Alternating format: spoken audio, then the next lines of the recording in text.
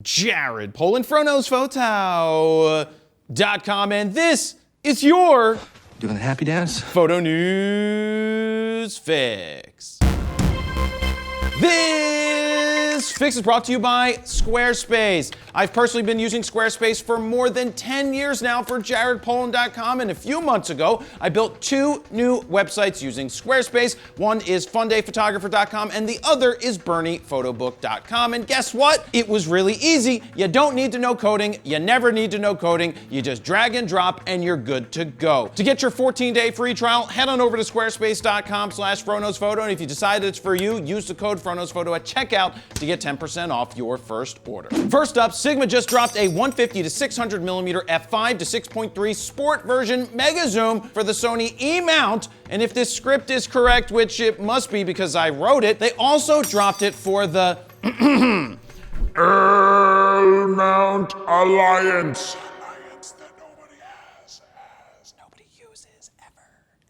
I got the chance to take this lens out into the real world to the Philadelphia Zoo, as well as to photograph the Philadelphia Phillies game, where I got to shoot from the third base photo well. Sigma has done a fantastic job over the past 5 years or so with lenses just like this, and this is the first digital native version in this range. The new version clocks in at 4.6 pounds or 2,100 grams, which might be hard for some people like Dan to hold for long periods of time, but it's actually 1.7 pounds lighter than the DSLR version.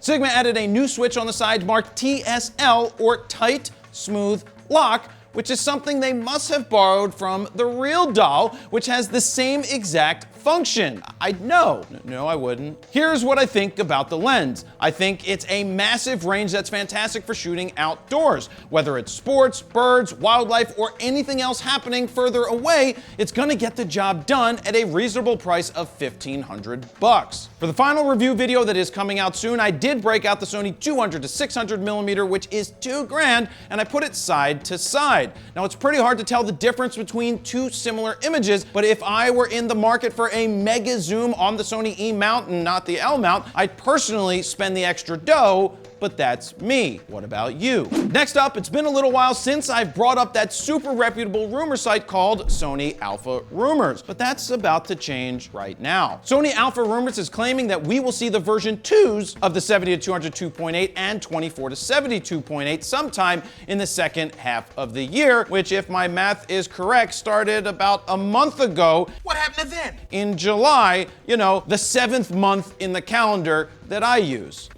Not in the Jewish calendar, but the Jewish calendar is at like 5760 something. It's been around for 5,700 years. Or a better way to put it would have been, we are expecting these two new lenses in the next few months. This is good news for Sony shooters because the 70 to 200 2.8 is a pretty inconsistent lens and it weighs a ton. But how many pounds? It's the one lens that I choose to leave at home to save space for better Sony primes. On top of that, the Sigma 24 to 70 2.8E is just better than Sony's G Master version. It's newer, cheaper, better, which is again kind of like like a Real Doll, because I don't own one. They're actually expensive.